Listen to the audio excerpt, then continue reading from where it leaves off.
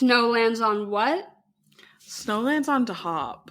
Oh, so cunty. The line delivery, perfect. But I know Miss Suzanne Collins, when she wrote that shit, had to, like, put the pen down and take a walk. Yeah. And, like, have a little glass of wine or something to just pat herself on the back for that one. She really did it with it. Oh my god. That sent me. That was, like, the most notable, like, line of the movie, I would say. Yeah, absolutely. Which is why we had to start with that. Of course. But hi, everyone. Welcome to The Swamp. It's our podcast. It's an acronym. Stands for some whack-ass movie podcasting. And welcome back, Dara. Oh my god, thank you. Two notable things to clear up at the beginning of this episode. I know I have a lisp, a slight speech impediment, but I was feeling back to myself enough to do the podcast, and I was not gonna try to call in another ringer. Shouts out to Joey. Thank you to Joey for filling in for me last week. But I had jaw surgery at the beginning of this month, and I was all bandaged shut and wired shut, so couldn't do any talking. Yeah. But now I'm like, I feel like my voice is coming back a little bit, but I do not have any feeling in the lower half of my face. So I'm a little... So sorry for that this week. If you're like, why did she sound a little... It's giving, what's her name from Zoe 101? Oh my god, Quinn. Or not Quinn, like, yeah, what's her name? Like Sadie or something? I don't even know. That's literally how I feel. But yeah, I have no feeling in my lower lip, so my speech is sort of resorted to very lispy sound. I'm sorry if that bothers you. And secondly, this week we are covering the Ballad of Songbirds and Snakes. So this is a spoiler-full podcast. Yeah. We're talking about the movie. Obviously, it's brand fucking spanking new. If you have not seen it, I would recommend you do, especially if you're a Hunger Games girly. Yes, absolutely. Highly recommend. It was camp. It was cunt. It was really camp. It was, like, more than I was expecting. It was kind of giving, like, Catching Fire level campery. Yeah. Like, not quite there. No. And not quite that level of, like, cinematic excellence. No, I would say it was a bit more... I think Catching Fire is more cinematic excellence than camp. I think this one was a little more campy. Yeah, for sure. I think it was some of the performances that really pushed it over, because I think they were sort of parodying or like doing highly dramatized versions of things that we know from the past. So absolutely. But yeah, we're going to talk about the movie, big plot, spoilers, all of that. If you haven't read the book or seen the movie, definitely I implore you to go do that first. But we're doing this for No Nut November because do not have sex in a movie theater. Don't be that guy. That's my roundabout reasoning, mostly just because we wanted to cover this movie. Yeah, but also, like, this is a movie you don't want to fuck to because you don't want to miss anything. True. It's fast-paced. It's a really great story. Just watch it.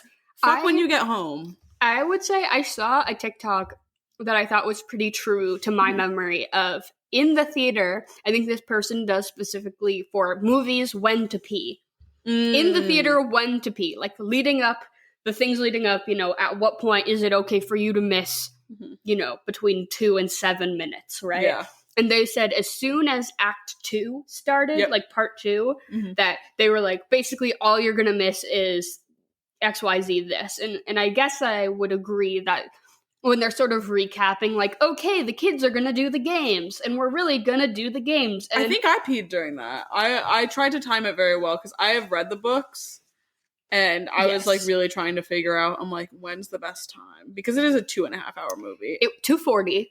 And I will pee during a movie in the theater if it's going to make my experience more enjoyable. I will not, and I will sit and suffer. And I refuse. That's why I strategically, I only get, like, a small drink. I don't like to, like, chug a big soda, because I'm like, I don't want to miss anything. Yeah. Because I know I'm so unlucky.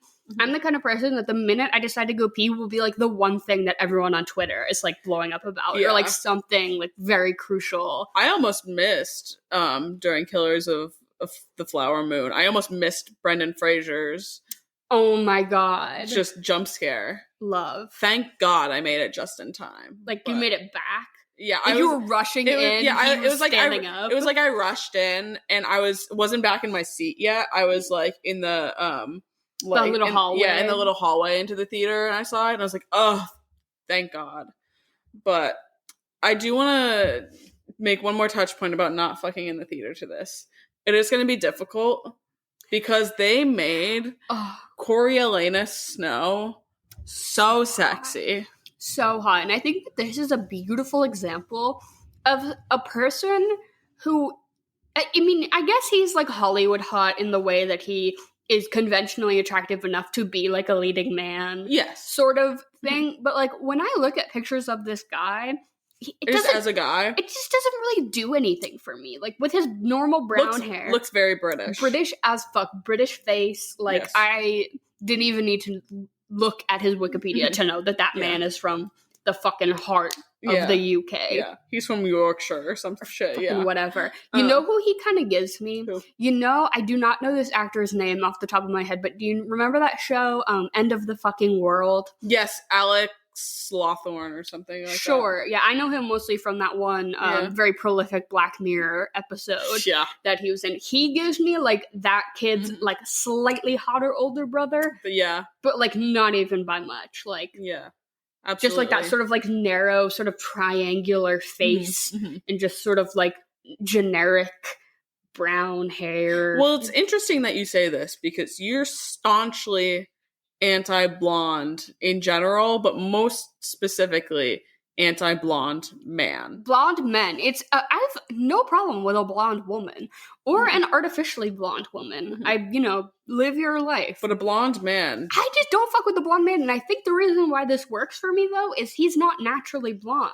Yeah. His hair is brown and they fucking bleached the shit out of it. And it looks fake as hell. They were not even going for like a realistic. That man, he was in between takes, getting his shit re-bleached. I love it because you can see from there's two versions of him, which I also want to ask you which one you prefer. 2.5. At the very end, we get sort of like the Draco Malfoy, the coiffy hair. Yeah. So 2.5, but you have him with his curls.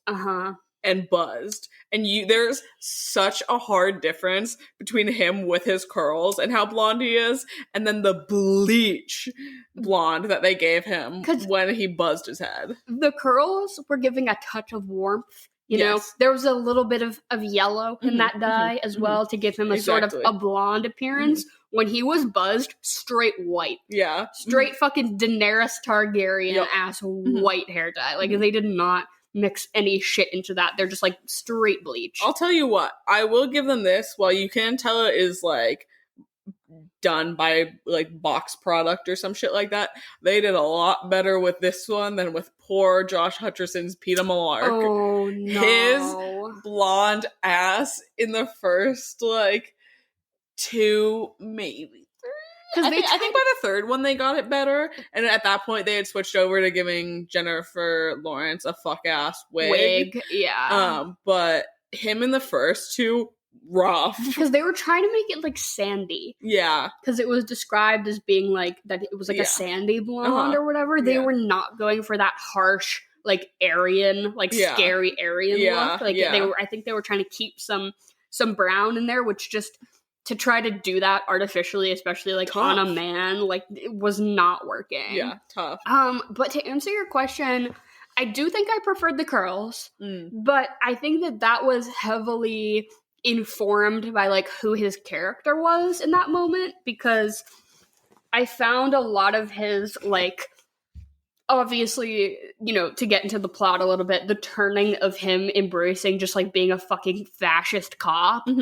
Was happening during she's not going to come up was happening during the buzzed era, and like that's when you sort of start to really get the ick about him. And I feel like the buzzed head was sort of aiding in that, like that he's like a fucking military bro now. So that was sort of not working for me. I will admit though, the buzzed hair, hot. Like it was still hot. It was giving. Yeah, it was. I think I agree. Okay. It was really tough for me because I haven't felt this confused by gender and sexuality in a long time. I was so attracted to him, but also like the gender envy was like off the charts, because when I had my hair buzzed and bleached, That's how I wanted to look. That is what you looked like, though. In the theater, you leaned over to me and you're like, Dara, that's what I wish I looked like. And I was like, bitch, that's literally what you look like. Like, what are you talking about? Like, what do you mean envy? That is literally, yes, that is it. You achieved that. Thank you. Okay, that makes me feel a lot better. So I think I preferred him, like, if I'm talking, like, who I'm gonna smash, him with the curls, absolutely. But with the buzz head, what I want to see in the mirror. Exactly. It's the lankiness. It's the, because I'm like a 5'3", like, little pocket mask. I want to be tall. That we cannot achieve. I know, unfortunately. A store-bought product cannot aid in that. Maybe some big shoes, but... Yeah, no amount of box dye is going to help me there. It's going to, like, build up in your hair so much that it could, like, add an inch or so. Oh my god. You just have, like, big hair. But yeah, no, he was really hot. And I've seen a lot of people talking, being like, having to remind myself that he's the villain. That he's, like, morally reprehensible, and that the story is all about sort of his, like, turn to being the literal, like, central villain of the main trilogy. But it's like, damn, boy, why you gotta be so sexy about it, though? Dude, they pulled a Star Wars. They pulled a Star Wars prequel. And I mean, I saw someone tweet about it, saying that there was this moment in the movie, too, where the central two protagonists are, like, laying in a field having a picnic, and then the girl realizes that her boyfriend is a fascist. Yes, literally, like, straight fucking Anakin and Padme. But again, hottest couple. Oh my god, so true. Hottest couple. It's like, yeah, it's like making me confused, because it's like, he's literally a cop. And he's like the best cop in the way that he just kills people with no remorse. And he's like snitching on the cops that are like trying to do good things. Yeah. Like, he's like literally the worst fucking cop. And their partner, the exact opposite. And it's literally Anakin being like, well, I think that we should just kill everyone who disagrees with us. And Padme is like, oh, babe, you're so silly. You're so funny. Why do I still want to hit? Terrible. Right up until the end, too. When his last little conversation with Peter Dinklage, when he just fucking cucks him, when he just fucking owns him. Yeah. I was just like, damn, that's hot. Like, I know you are in the wrong. But, oh, God. And even at that point, he had the fuck-ass Draco Malfoy hair, which I was not. No. If the 2.5, if that little half is that little end bit where he sort of is starting to grow it out again, absolutely not. Yeah, not for you. No. It was giving Tom Felton as Draco Malfoy, though. Absolutely. Very much. Some of the girlies are gonna love it. Yeah. Yeah, the Draco girlies from back in the day. Except I don't Something's gonna reawaken. I don't think there will be nearly as much of a, like I wanted there to be, like, gay tension between, what was his name, Sejanus? Yeah. I wanted there, like, there were a few moments where I was like, this could edge into, like, that I could project something gay onto it, but it really did not. No, I wish. I wanted that. Well, I just love that there's a Josh Hutcherson renaissance happening at the same time as a new Hunger Games movie is coming out. I feel like I'm 13 again. Can you explain to me, like, why? Is it just, like, the meme lords just fucking selected that one picture of him to pair with that song Whistle? Yeah. Like, and I don't know what it is. What is it about? I love it. I don't know. I think it's just because of the influx of all of these really hot edits of him. And now it's just because of the flood of that, now it's kind of like you're getting rickrolled. Yes, like the cringe 2012. Exactly. The song, the picture. Exactly. Yes, the jump scare. Exactly. Yeah, exactly. Absolutely. And like he was recently in like Five Nights at Freddy's or something, and everyone's like thirsting over him again. Which I'm glad to see him back in the cultural zeitgeist. We love you, Josh Hutcherson. Come on the pod.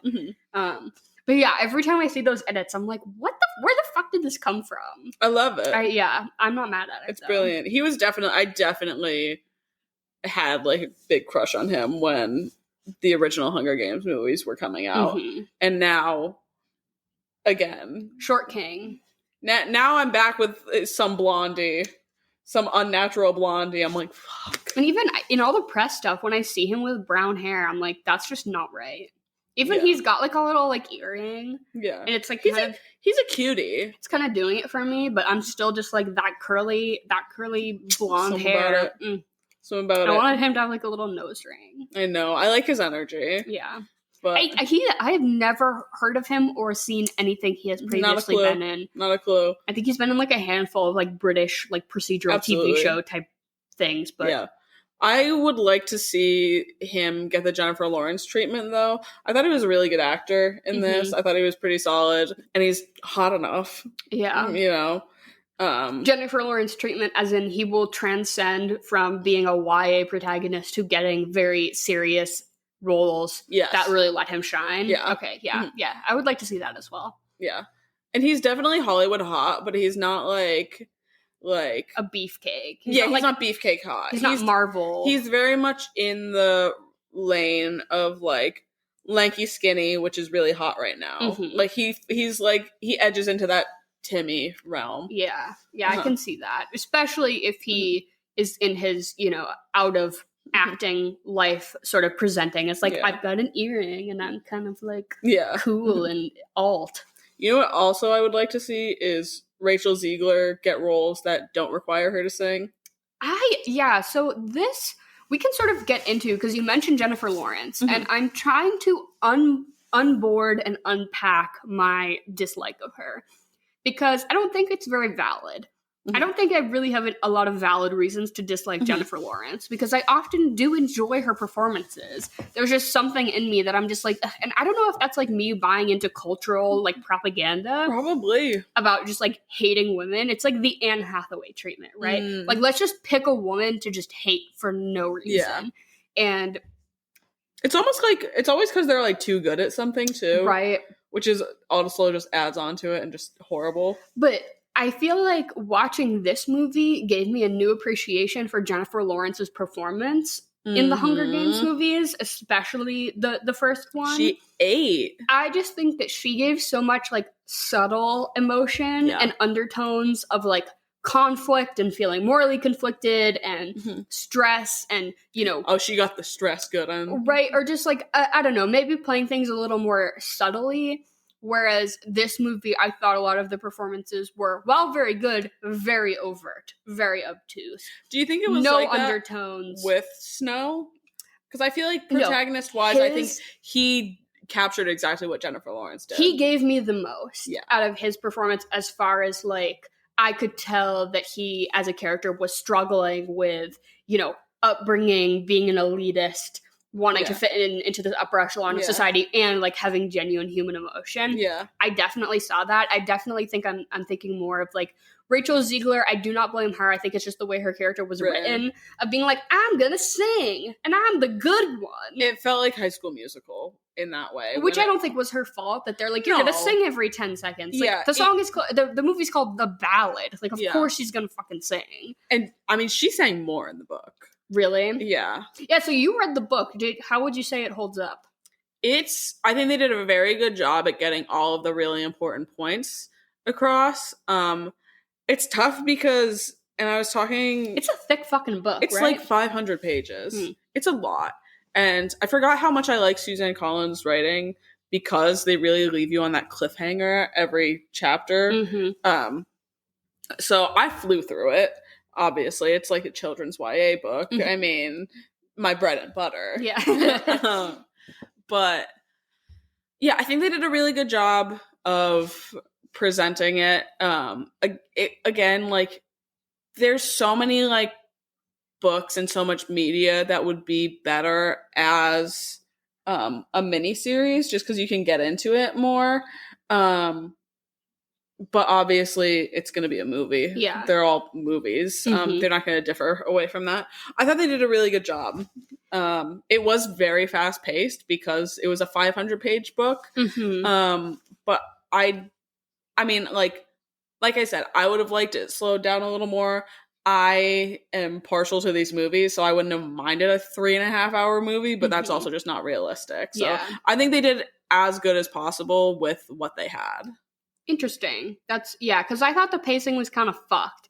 Like, It was fast. I did not like the separation of it into parts. Really? That made it feel incredibly clunky to me, and it kept blatantly pointing out how... It was a book.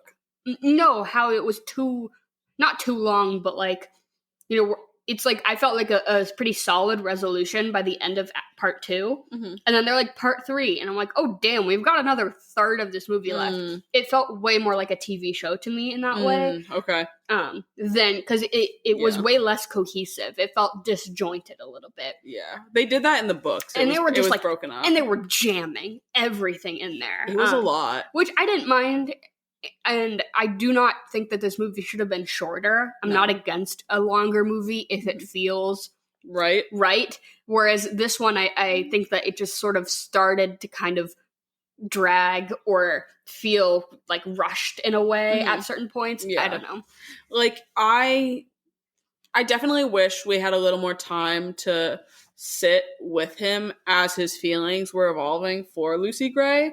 Because for me, it felt very out of the blue, which I think with the original ones, obviously for Katniss, like Peeta's feelings are out of the blue, but there's a backstory there that you understand that you don't get to see. That's built before you've been introduced to this world. But this is very much like you see it start to end. And I feel like there wasn't a lot of building time. Which to me as a viewer left me sort of debating whether their connection was genuine or if they were sort of using each other. Like, did she think it would behoove her for him to have feelings for her because then he would feel more entitled to helping her out? Was he using her as sort of like latching onto her to sort of navigate through this? You know what I mean? Like, I kept going back and forth whether I'm like, oh, do they actually like each other, or are they both like finding instances that it would benefit them to be together? I think it's very much the way that it came off to me in the book was when you sort of have your first crush and you don't really like know them well enough or like them enough to like really understand the feelings that you have, but it's like, this is a person that I'm attracted to. This is a person that's like really like, what's the right word? Like you're intrigued by the concept of being, Exactly. It was very much like teenage sort of I can love. see that. But yeah, in the book, you definitely get more of a sense of he's enamored with her. Okay. And you kind of get that in the movie. Not nearly as much. No, though. Yeah. It's very much someone that has I can't, like a first love or something. Not even like a first love, but when you're just like, I guess enamored. I can't think of the word. But I feel, again, not to criticize Rachel Ziegler's performance, because we can sort of get into some Jennifer Lawrence-ification of Rachel Ziegler, because I was glad you brought it up. And me liking Jennifer Lawrence's performance more than I found Rachel Ziegler's performance to be a little bit more like that she was just sort of stomping around and singing. And a lot of the things I got from her character were because of what Coriolanus was doing to like uplift her or to aid her or whatever. I feel like we didn't get a lot of her as much. And I think we start to see it once we go back to District 12 and like her with her sort of, her clan of people. And we're sort of starting to see more of like what her life is like normally rather than like in this weird situation. Yeah. But it still feels like we're almost always seeing her through his eyes. Absolutely. Right? But I did want to talk a little bit about Rachel Ziegler as like a celebrity entity, because it fucking confuses the shit out of me. Why, I'm saying Twitter or like TikTok as just like a generalization, but just like people online tend to just pick women to hate. Yeah. And I think Jennifer Lawrence got it a little bit, which is why I am personally trying to like take a step back and being like, what are the real reasons why I feel like a type of way about her? But like, I know Anne Hathaway very notably like just got fucking selected for some reason for everyone to just be like, oh, we hate this lady who's just great at her job. And I never really saw a reason of why people seem to just dogpile on Rachel Ziegler. Yeah, I don't know. And fucking hate her. And so I was looking into it a little bit, and these are the instances that I found that people tend to cite as to why they think that she is not a likable person. Mm-hmm. And so it's just interesting. So the first instance was that she didn't get invited to the Oscars. She played Maria in West Side Story, which was nominated for Best Picture, and she didn't get an invite. And she like put out this thing like, guess I'm just gonna have to watch from my couch, rooting from the sidelines for my movie or whatever. Which is weird and wrong. It was weird and wrong, and then the Oscars sort of backpedaled and gave her an invitation, and she ended up going. Yeah. But it was this whole weird thing for a while of like, why wasn't she invited? Yeah. And then I was looking on Reddit, and I guess people were saying it had to do with the filming schedule of Snow White, and that it was that she wasn't going to be able, they were going to have to change the filming schedule of Snow White to accommodate for it, and so they only had a certain number of tickets, so they just gave them to other people in the movie. Like, it was just this weird situation, and a lot of people... Even if she can't go. Yeah, the invite... I don't know. It was just this whole sort of weird, muddy situation that I think drew a lot of attention to her for some reason, of being like, oh, well, why wasn't she invited? Like, it's not a bad thing to call people out. Right? Exactly. Especially the Oscars. Yeah. You're going to side with the Oscars. Right. And so that whole situation kind of was confusing, and then... Moving on, I think a lot of the criticism comes from some of the comments she has made about this new Snow White movie, which I genuinely do not know. Has this movie been canceled? I don't know. I thought it was coming out later, but it filmed so long ago. And I genuinely thought it was coming out like later this year. Yeah. Like December, like literally next month. Let me look it up. But so it's written by Greta Gerwig. The screenplay is written by Greta Gerwig, and it's directed by some big name. And so I'm like, why would they cancel? A lot of the conversation around it is really muddy to me and really confusing. But a lot of people continue to dogpile onto, what does Google say? 2025. Oh, it's been postponed. Okay. Originally slated for March of 2024. Damn. Jesus. Interesting. But so I guess a lot of people have been sort of nitpicking at some of the things that she has said on like red carpet press events when asked about That's what I heard. That it's her and Gal Gadot who, let's criticize Gal Gadot. Yeah. Let's dogpile onto that. Which is correct. Oh my god, I saw a tweet that said former IDF soldier and aspiring actress. Or was it attempted actress Gal Gadot? I was like, oh my god, not that. That's exactly how she should be described. Right. But I guess Rachel Ziegler in a lot of interviews has sort of been like, oh, this is an updated, more modern version of Snow White. It's not the 1937, every princess needs to get saved sort of mentality. It's more about her being a leader and her having agency. And I guess a lot of people have been nitpicking that is sort of a narrow-minded idea of feminism, that just because a woman aspires to fall in love or something, that doesn't mean it's valid. It's almost like women have to be special in order for their stories to have told, or the girl bossification of feminism, sort of like, oh, a woman has to be a leader and a advocate and doing something exceptional in order to be valid. Yeah, which is like a valid criticism. That like normal women do not deserve the same equity as girl boss, she's taking everything into her own hands, which is fine. And that's a valid criticism. It's a fucking Disney movie. That's a valid criticism, but like also she didn't write this. And I'm sure she's just saying like, they're like, oh yeah, it's a modern, more female empowerment version of Snow White. That's what you can say to promote the movie, right? Exactly. I was having a conversation with someone about this the other day. Because I had heard that she was sort of like, quote, canceled or whatever, that people didn't like her. And it was a big criticism of the fact that you could tell she didn't get any media training, and the way that she was talking about things and kind of being like, oh yeah, they could take the man out of this movie and it wouldn't make a difference sort of narrative. Which, if someone doesn't have media training, who the fuck she's what? 22? She's 22 years old. All of the press that was being done for this was maybe like a year or two ago at this point. So she was like 20 years old. Like, leave her alone. Jennifer Lawrence has spoken publicly about how she didn't have any media training for a long time. And there's this really funny clip of her talking about it in an interview, how she told a press room that Kim Basinger, or that one of her co-stars was dead or some shit like that.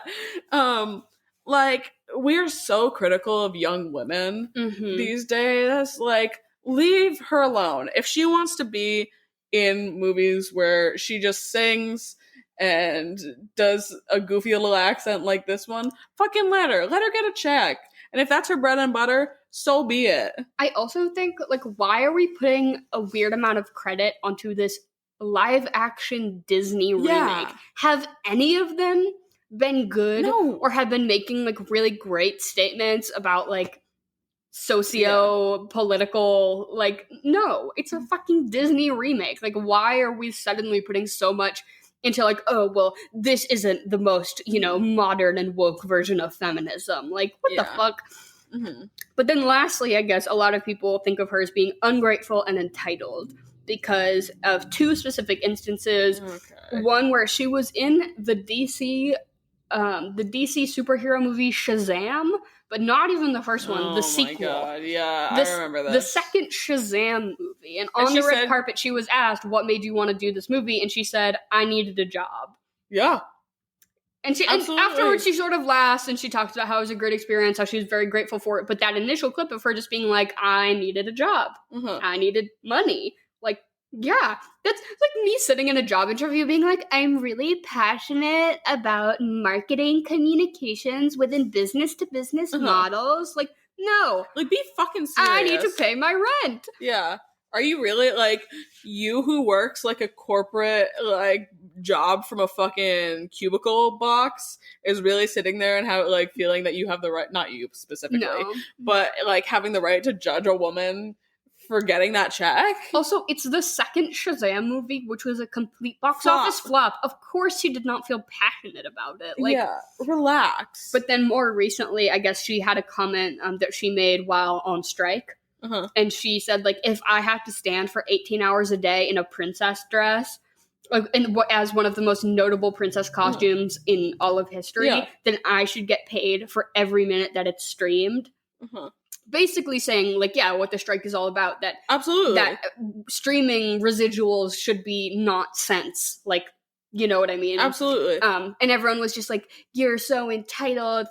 Like, some weird, like, anti-strike sentiment, basically being like, you're so privileged that you get to be Snow White and you're out here complaining that you don't make enough money. A job is still a job. Yeah. Even if they're actors, even if they're celebrities, like, some actors don't want to be celebrities. You know what I mean? This is the job that they like, and this is the job that they're passionate about, and this is the work that they want to do. That doesn't mean that it's all fucking fun and games. And also, like, her pointing out, like, an 18-hour workday. Brutal.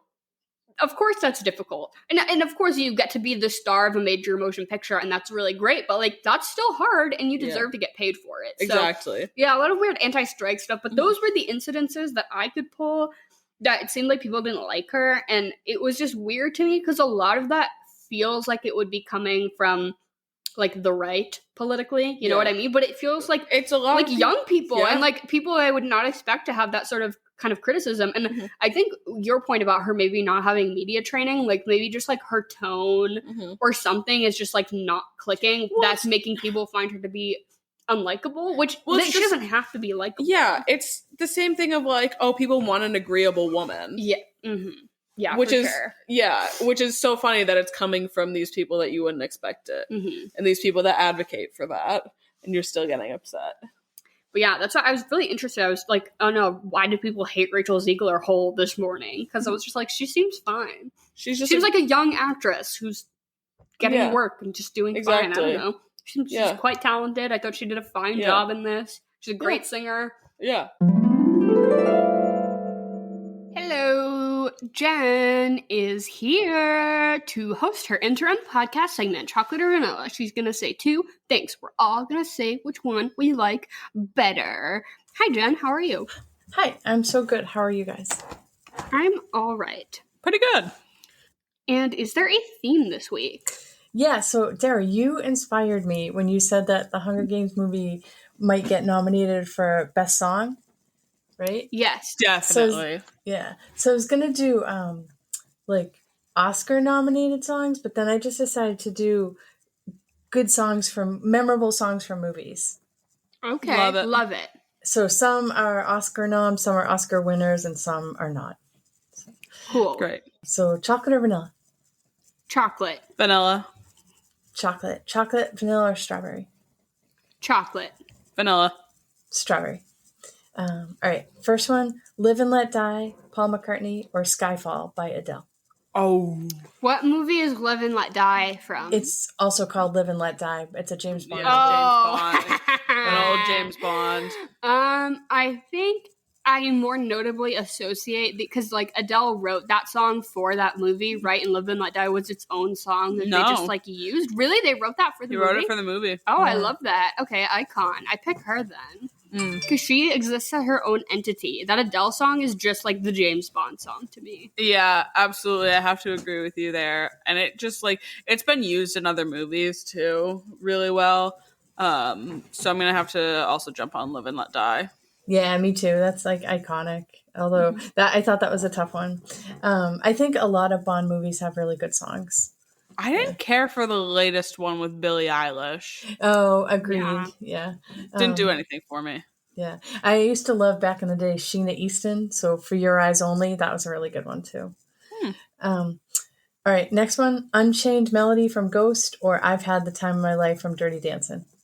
Ooh, I'm sorry, Emily. I know you love Dirty Dancing, but I'm a Ghost bitch. And that song in that movie is just like the horny pottery scene. So good. I don't think I know the song.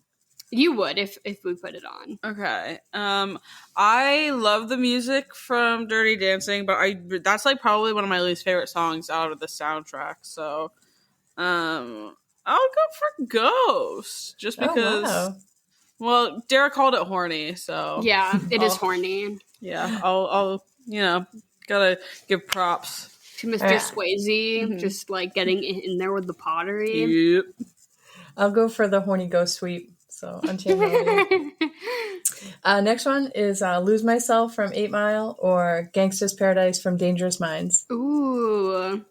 Lose myself or? Lose yourself. Okay. Lose yourself, sorry. Yeah.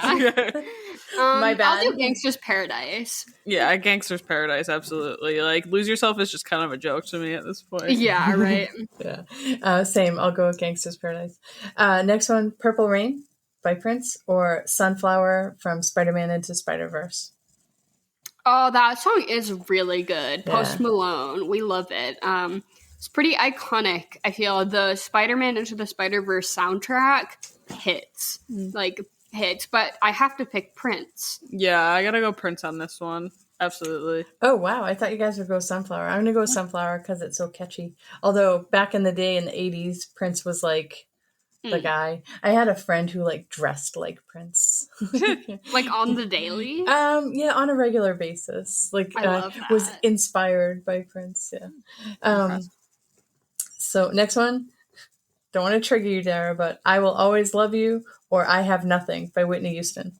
Oh my god. Jen mentions me being triggered because I got into a car, not even a car accident. Nobody else was involved but myself. I crashed a car.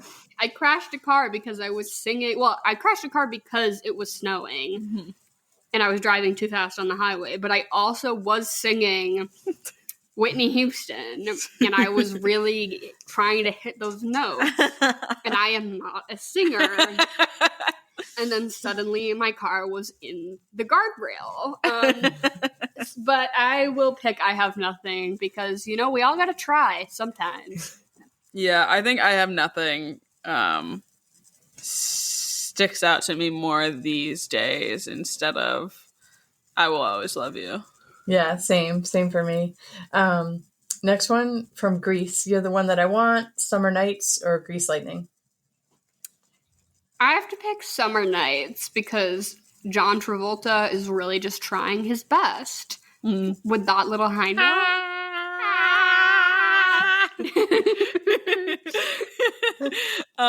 I'm gonna go with You're the One That I Want because Chris Fleming does this really funny bit about it and about how deranged John Travolta is in that scene. And now whenever I see it or whenever I hear it, I just giggle thinking about that bit. Oh, I bet that's funny. I'm gonna go Summer Nights, but now I can see making fun of him in that. Next one is Elton John, Circle of Life, or Bee Gees, Staying Alive. What movie is Bee Gees Staying Alive from? Saturday Night Fever. Fuck that movie. It's true. It is true. It is true. Fuck that movie. I will pick Elton John, Circle of Life. Yeah, I'll go Circle of Life too. Same. You know me, I'll pick a Disney movie all the time. I tried to stay away from Disney songs for this too, because there are so many good Disney songs. Tough to do. Yeah. Next one. Kenny Loggins' Footloose or Kenny Loggins' Highway to the Danger Zone? Oh. I have to pick Footloose because I do not care for Mission Impossible. That's not Mission Impossible. Or not Mission Impossible, sorry. What? Top Gun. Top Gun, yeah. Yeah, I don't fuck with anything that Tom Cruise is in.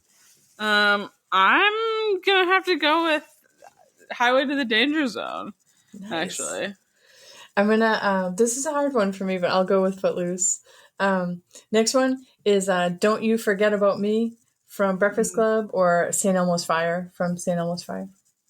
I'll pick St. Elmo's Fire because I just have a personal vendetta against the Breakfast Club. I just hate it. I just choose to hate it as an entire entity. I find the song Don't You Forget About Me a little irritating, honestly. So I'll go for St. Elmo's Fire. Yeah, I think St. Elmo's Fire, you can turn it up and like turn it up loud. Yeah. Next one, 9 to 5 by Dolly Parton or Power of Love by Huey Lewis. I will pick Dolly Parton every time. 9 to 5? You can't compete against that. Mm-mm. Oh, see, I disagree. I love That's the Power of Love. What? I think that's a great song. So I love I'm going to go Huey Lewis. Yeah. Last one, Shallow from the newest Stars Born, or Rainbow Connection from Kermit in the Muppet movies. Oh my god, Kermit! I love Rainbow Connection. That is on a lot of playlists. I will say Shallow also is another good scream in your car song. Yeah. Because even though I cannot I'm off the deep end. even though I cannot hit the notes Lady Gaga is hitting, she is just going just like yelling. Well, that's like the one that you can hit. The build. And you're like sitting there, you're like, wait. Maybe I got this, but then she's like, ah! I can hit the notes in Rainbow Connection though, because there's only 4 of them. I will go for Shallow on this one, I think. I'll go Rainbow Connection. And that's it for good songs in movies. Although I feel like this could be a 2-parter because there are so many good songs in movies. This was a good one, Jen. Yeah. Thank Especially you. Good songs in movies that are in the background, but then also there are good songs in movies that are central to the plot, like somebody is singing in the movie, you know what I mean? So many ways to go about it. But anyways, thank you as always for being here. We love you and we'll see you next week. Yeah, I love you guys. Bye. Have a great night. Bye, Jen. But you brought up her accent. I want to talk about that a little bit. It was aggressive. So it kind of took me out at a little points. Bit. When reading this, I didn't really picture her having an accent. Mm-hmm. Which you can kind of get into the lore of it. She's from the Covey who traveled around. You can infer that they're more from the South than the people of District 12 who don't have an accent and everything like that. But it was just a bit much. It was deep Appalachian twang. Yeah. Which, again, like you said, it's the implication is that she's part of this nomadic people who sort of, she says she doesn't identify as being from District 12, but rather that's where her people landed, in the time that it took for her to get, drafted into the Hunger Games or whatever. But it's even if she's from that general area, just the stark difference between her voice and the other District 12 people, just, it was a little too much for me. I think it maybe could have been, you can be Appalachian and Southern without being honky tonk, I'm singing a song. Yeah. I'm Lucy Gray. Yeah. It was very much giving that, and it almost was it was too much for me. I agree with you there. Like, yeah. not only am I different from these other people But in the Hunger Games, but I'm even different from everyone in District 12. Exactly. Like, it's like, okay, we get it. You're an outsider, and you're part of this group. Yeah, I could have done without it, which, like, I understand that in the book, it was always very much that they were kind of doing this folk band sort of thing. You can make folk music without being Southern. Yeah. You know what I mean? And I think it's like Appalachian implications, because I do think District 12 is supposed to be like Upper Appalachian, like it's mining, right? Yeah. It's like Kentucky. Yeah. That's where I think that's supposed to be. Yeah. Like, they actually, that was a big thing with the way that this movie came out, is there was finally an official map. oh, really? Am I right? Is District 12 like the middle? I think it's more like, I think it is more like West Virginia, so which makes sense. Yeah. But that was a huge thing for the Hunger Games community, which, like, I have so quickly found myself on that TikTok. Oh my god! Outside of TikTok, us like going to the premiere, because we went the first night it came out in the theaters, right? I so felt like fucking 12 again. Exactly. Like me in my little, like, at my premiere with my girlies. Exactly. Like at the Hunger Games premiere. Like literally that was me in middle school. I was like, oh, it is 2012 again. Yep. I loved it. Can we talk about some of the nods that this movie did to the originals? Yes. Because I ate it up. The one, I will point out, the one thing that just, like, a knife in my gut was the conversation between Coriolanus and Lucy when she was like, people call it swamp potato, but I prefer Katniss. And then she basically fucking looks deadpan to camera like Jim from The Office. Like, just waiting for the audience to just stand up and fucking clap. Like, oh my god. Mm-hmm. That was too much. It was. Some of the dialogue writing was so atrociously bad that it neared into so bad that it's funny good. Yeah, that was in the books. That part of it was. It was too much. Yeah, I think that it's one of those things too, though. Like, it's such a beloved franchise that you kind of have to do it. I don't know. I think they would have had to give it a nod somehow. Do you feel that gust of wind, or rather, a gale? Like, no! I do not want it. But what's his name? Lucky. Lucky Flickerman. Lucky Flickerman. Which Jason Schwartzman. He did a phenomenal job. No crumbs. 8. Mm-hmm. Casting director deserves the sloppiest toppy of all fucking time. Jason Schwartzman as a young Stanley Tucci. What, has no one thought of this before? Uh-huh. Oh my god. Yeah. It's fucking perfect. Well, it's not young Stanley Tucci. Same his family. Father. I think it's not that's his father, because there's a whole scene where he's like a high chair. Yeah, exactly. Yeah. But the beats and the way, like, Jason Schwartzman did his fucking homework, because the cadence of his voice and the way he's presenting these games are so, like, it's obviously a little more rough. And I liked that it was very purposefully like that this is messy, and that this is the first time they're trying to make a media spectacle of it. Yeah. And that it's like it hasn't really been thought through. Mm-hmm. The fucking drones that don't work. Yeah. Totally, and doesn't make any fucking sense. Was completely there to cover up a bunch of plot holes. I don't care. Those malfunctioning drones had me giggling and kicking my feet. Yep. I thought they were so funny. Mm-hmm. Mm-hmm. I thought all of the, like, media mishaps, him presenting the weather in the middle of the Hunger Games, so funny. Loved it. Yeah. I just thought it was great. And him doing his little magic trick at the beginning, where he's like, weatherman, aspiring magician, and you're host of the Hunger Games. Like, no, I thought it was fabulous, the way that he took on that role. What else? I loved that we got to see the origin of the hanging tree. Mm-hmm. Sort of 8. How, like, you know, Lucy Gray might not be remembered, but that song, you know, is, we see persevere through, you know, all the way into the series. I was doing a lot of math. Mm-hmm. I don't typically do a lot of math. Okay. But if Coriolanus is, let's say, 18. I think he's I'm going to say he's 18. I think, yeah. Because let's say he's a senior in high school, Yeah. like figuratively, Okay, yeah. of fascist high school, Yeah. where they're like, your assignment today is think of human rights abuses. And everyone's like, I have an idea. Yeah. Like, what the fuck? How old does it make him? Like, So 78 it makes him or 82. 88? 82 by the 74th Hunger Games. So Donald Sutherland is 82 in movie 1? Sure. Yeah. Mm-hmm.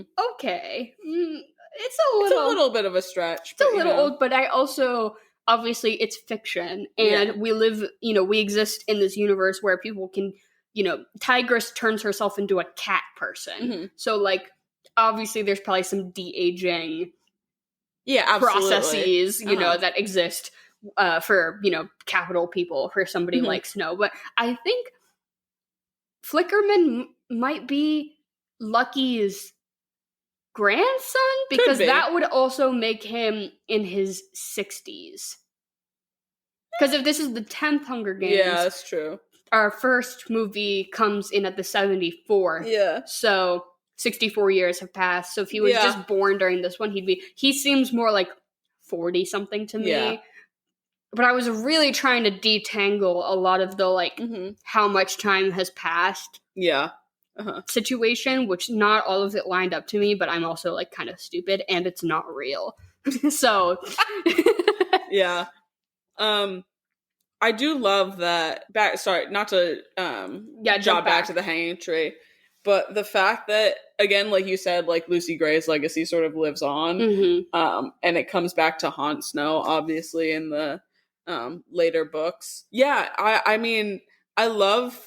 And this was reading this, I really loved, because no one even remembers her at all in the books. Because it's only, like, alluded to that there's only ever been one victor in District 12, and that's Haymitch. Mm-hmm. And she is totally and entirely forgotten. But, like, that this one song is the thing that keeps her memory alive. I think it's fabulous. And the way that they integrated that, I thought was wonderful. And they're like props. The reason why Snow feels so like personally offended by Katniss. Yeah. Like not only just everything she represents, but probably that like similarities between her and Lucy Gray of being like a strong young woman who's very fierce about where she comes from. And like a lot of that I'm sure is like a lot of parallels to be drawn there. I loved what Rachel Ziegler said on the red carpet for this. That the difference between her character and Katniss is that Lucy Gray is a performer forced to fight, and that Katniss is a fighter forced to perform. Right. Loved it. You're saying this bitch does not have media training? I'm sorry, she did not think of that herself. That's fucking brilliant. Like, or maybe she did, but I'm like, let's focus on the good things about Rachel Ziegler, because I definitely, that actually was one of the things that made me excited about this movie. Like, I'd kind of forgotten about it, and then I had seen, like, everyone talking about that clip, and I was like, oh, yeah, like, that's coming out soon. Like, let's fucking run it. Yeah.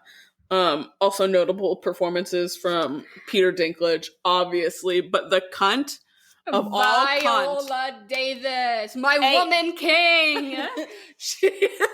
She had no reason to walk in here and eat up everyone in the cast, but she did. Those two different colored eyes, her busted ass, like whack ass scientist hair, and the red gloves that she's wearing. This Thanksgiving, Miss Davis, she's not serving turkey. She's serving ham. She was hamming it the fuck up. Every line was giving, like, Annalise Keating on fucking crack. It was amazing. Meat. Like, was amazing. I could not get over every time she was on my screen. I was like, give me more of this. Like, I loved it. I thought Peter Dinklage was really well casted. She is the scene stealer of the movie. I thought she was fabulous. Amazing supporting performance. I'd say she had like the campiest, cuntiest lines. there was one in there that still makes me giggle where she's like talking about these venomous snakes that she's created and how they are like her little babies or whatever, and just talk like, again, just being like diabolical, talking about the games, and like then telling Snow like, run off now, it's time for my milk and crackers. Oh my god, just like for what? But when I was talking about there being less subtlety in some of the performances, that was who I was referring to. Loved it. No, it was all just her, being like, literally, I was like, who else could have done that role? Like Jinx Monsoon, the drag queen. Like, literally, like, that's all. I was like, this is giving Jinx Monsoon. Yeah, it was fabulous. I loved it. Mad scientist. I love that kind of character. And, like,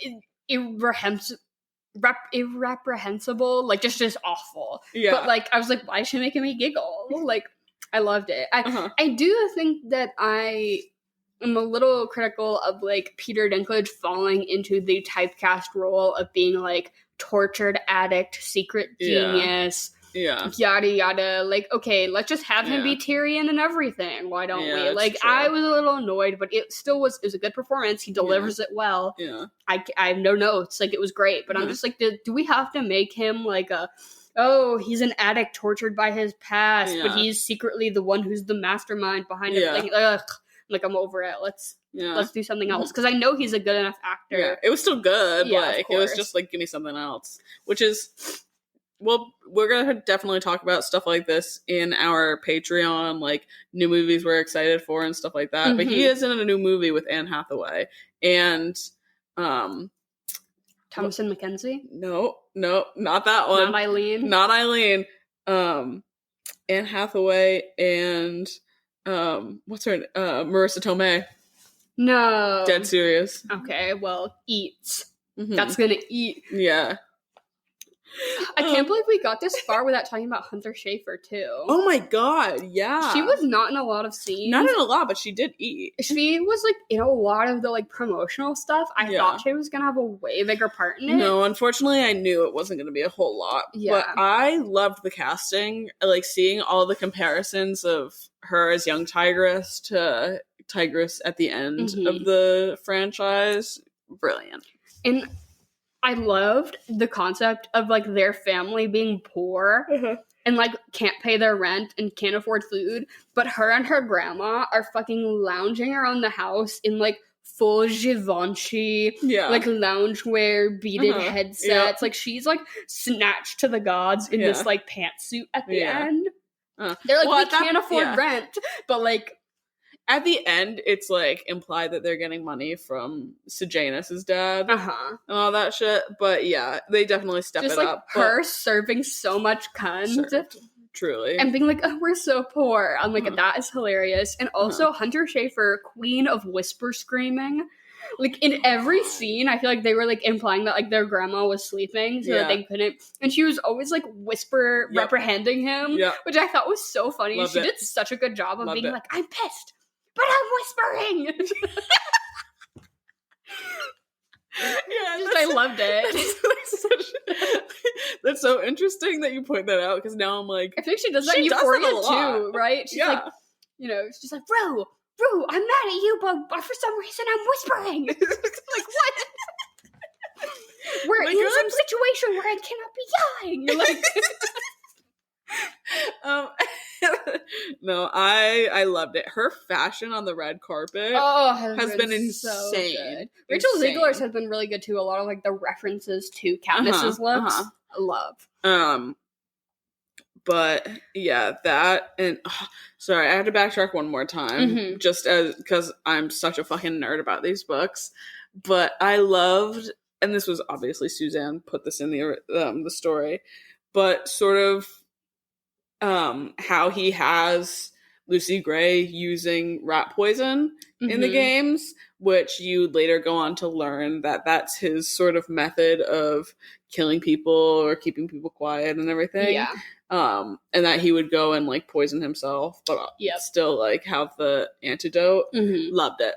I loved that really subtle note. I thought that was excellent. That just tickled my little fangirl brain. My fangirl brain. I was like, Oh, Yeah, so many, Thank you. the exchanging of roses, Yeah. all of the, like, Mhm. the little Easter eggy things that, Which, like, Easter eggs don't usually do shit for me. This Mm. had my brain vibrating. Because they're, like, Easter eggs with more meaning than just being like, we're gonna say the name of the main character right now. Like, no. Yeah, or, like, there was a shot where he's, like, rescuing Sejanus from the arena, and it pans to the cornucopia, and there's the bow and arrow that no one's touched and all that shit. Like, the subtle ones, did it.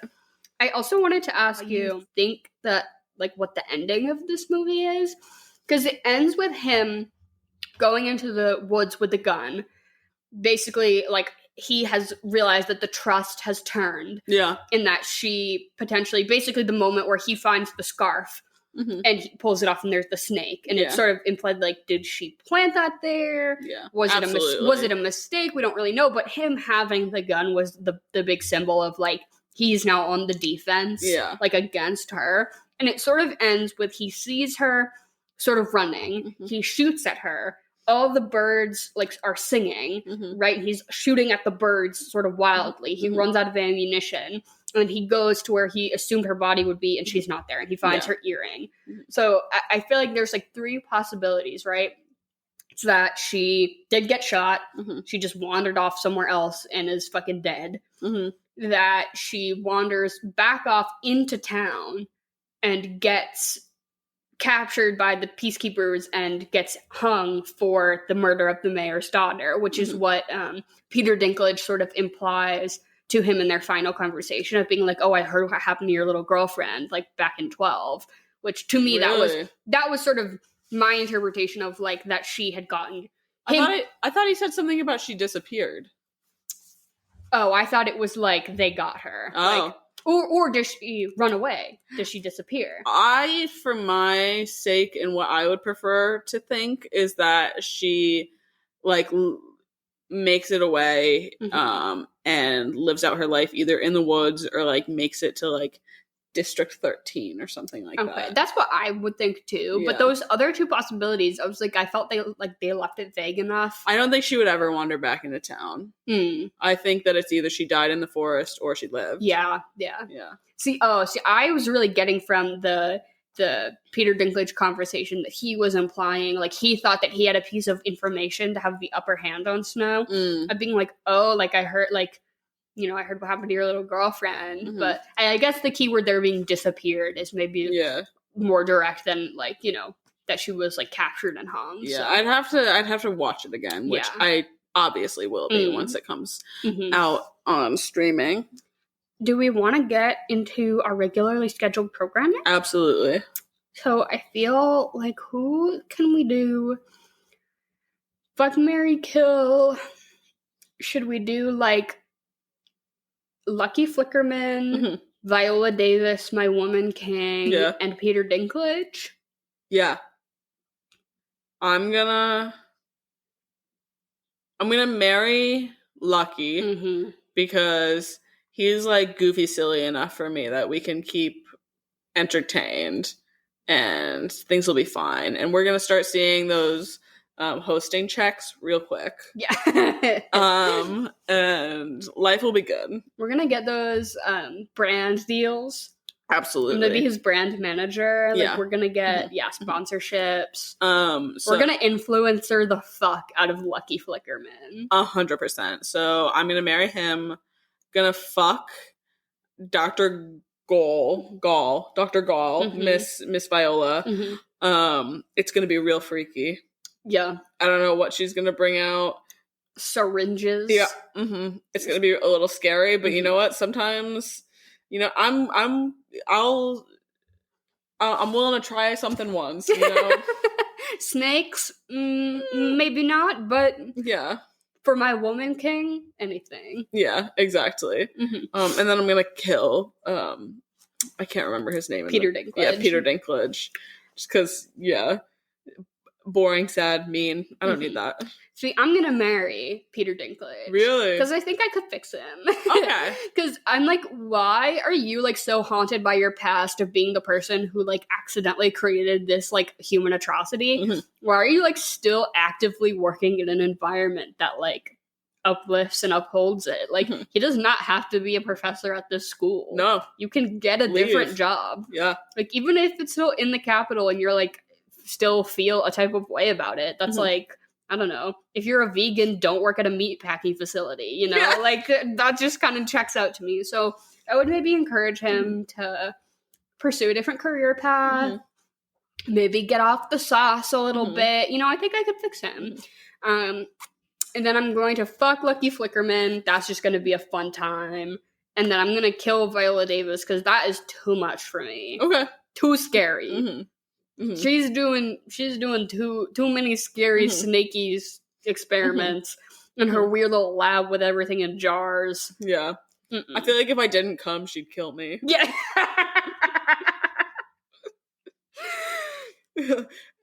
I'm on an SSRI. She like has monitors on you. She's like, I know you're faking it. What are you going to serve at your little viewing party? I wanted something that reflects how I eat this movie up and how I eat this franchise up. What's something that I can just go in on? Chips. However, chips, it's not quite enough for me. It's not serving enough cunt.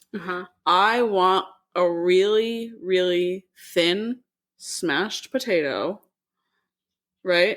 Which also... I know you hate it, but the reference to swamp potatoes, Katniss, all that. I want like a really thin, was it crispy smashed potato? Crispy smashed potato, Parmesan. I really like potato things with tzatziki. Yep. Ooh, so I would do a crispy smashed potato with some homemade tzatziki, make it real garlicky, however you like. Love. And then I want to do a reference to the name of the book, to the characters, to the big themes. And I found a recipe for a drink called Snake in the Grass. Okay. And it sounds really good. Okay. Yeah, I'll lay it on and me. Especially good for going with this food pairing. It's 2/3 vermouth, 2/3 gin, 2/3 triple sec, and 2/3 lemon juice. That sounds good. I usually stay away from vermouth drinks because they usually have whiskey in them. So I feel like I haven't consumed a lot of vermouth, so I'd be eager to try that. Yeah. It sounds pretty good.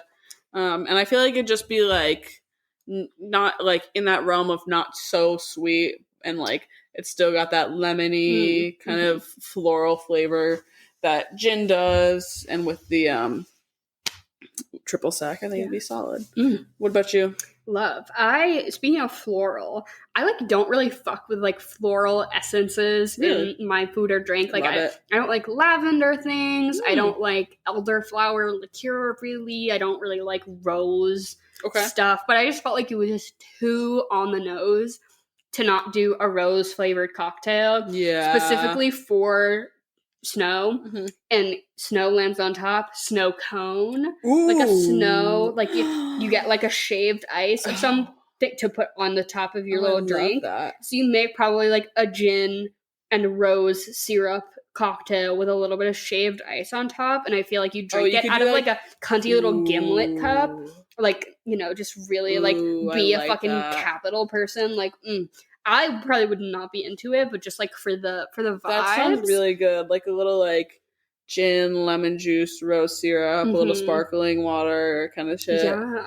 That sounds just amazing. Like a little snow. You can do like the crunchy ice. Yeah. I call it girl ice. I call it girl ice whenever I'm going over to my brother-in-law's house. He has like one of those fancy ass ice maker machines that like makes the little crunchy nugget ice. Yeah. I'm always like, can you take out the ice for girls? Like, cause it's just like, it's just for me. Cause I'm like, I just want it. But it's like when people call like dog food for girls, like cereal is dog food for girls. Annie's mac and cheese is wet food for girls. Nugget ice is ice for girls. I love that. And then to eat, this is like a hard pivot. but the scene where he, like, sneaks out some food to bring to her while she's, like, in the zoo cage, he, like, gives her, like, an M&M cookie. He, like, gives her, like, a fucking cookie, and she, like, gives it back to him. And I just remember, like, being really jarred by this, like, cafeteria cookie that they're, like, passing back and forth. I don't know why that, like, caught me off so much, but I think that you bake, like, a cookie in a giant tin. Ooh, big cookie. Like a big old cookie, and you just, cookie like... pie or whatever it's yeah, called? just a fucking huge cookie. You just eat it with, like, you put a bunch of fucking scoops of ice cream on top. You just that go sounds in really good. with some spoons, just, like, all just go in on this big Love old that. cookie. And then, what are you going to follow it up with? It's obviously going to be the first movie. Yeah. It's the original Hunger Games. You have to. And I think that's the right way to watch these two, and, like, the ascending order of them in how good they are. I think it's this movie, and then the original Hunger Games, and then Catching Fire, and then you don't watch Mockingjay. Yeah, Mockingjay Part 1 and 2, we just pretend like it didn't happen. I've only ever rewatched... I haven't ever rewatched 2, I don't think. I rewatched Mockingjay Part 1 when I was, like, depressed. Because I needed something, even if it was bad. I'm going to say that you should watch the 2019 Cats. The Cats movie that was so bad that they pulled it and reanimated it and put it back out, and it was still so bad. I watched that movie for the first time pretty recently. It's a romp and a fucking half. Really? And I think that this movie has just enough, like, theater in it to give me that nugget to want to watch something. And this movie is, like, good. You need to watch something, like, bad good. Okay. And I want to be, like, screaming. I can get behind that. And so I think you watch the 2019 Cats movie for no other reason than I just think it's fun. Good. I love that. And what would you rate this? I'm going to give it, like, a 7.5. I'm going to give it a 7. Yeah, like a 7. I mean, I think, unfortunately, existing within the Hunger Games universe, you obviously have to compare it to the existing movies, which is hard. Super hard. Like, that's the only thing. Like, if I was giving this a general rating, maybe like a 7.5, maybe an 8. Yeah. But I know that I've seen Catching Fire, so I just know what potential this universe holds. I'm comparing the entire thing up against Catching Fire and the original. Yeah, 7.5 is as good as I can give it. I had a really fun time watching it, though. I definitely would recommend seeing it in a theater if you can, because I think at the times where it kind of drags, I maybe would have, like, gotten up to, like, make a snack or look at my phone or something, and I'm glad I didn't have that opportunity to. I love being strong-armed into watching something. Love. But yeah, I thought it was a great addition. It made me, like, I am not really one to want franchises to keep franchising. Like, I think all of the, like, Star Wars spin-off TV shows are bad and stupid. I think that, like, the fact that they're making a Harry Potter TV show, a Twilight TV show, like, I just don't, I think it's all so unnecessary. I would eat the fuck up any sort of mini-series they wanted to make about the Hunger Games. If they wanted to do, like, a Joanna Mason mini-series, if they wanted to do a Haymitch mini, like, literally anything that they would want to pull from the scraps of this, you know, with or without book source material. If Suzanne Collins gave them the okay to, like, write a mini TV series about literally any character in the entire universe, I would be into it. Yeah, absolutely. But yeah, thank you for listening. If this is your first time here, oh my god, hey, welcome. That'd be crazy if you made it this far and it's your first time ever listening to us here on the swamp potatoes. As always, all of our stuff is in the description below. Thank you for putting up with my lisp this week. Hopefully this will improve a little bit over time over the next month, but I appreciate everyone's patience with us this month as well, with my slight absences. We love you all. Please continue to send us in your movie suggestions, month suggestions, chocolate or vanilla ideas, literally questions that you want us to answer. If you want to hear our thoughts about anything, just DM us. We love to hear from you. And goodbye and good night.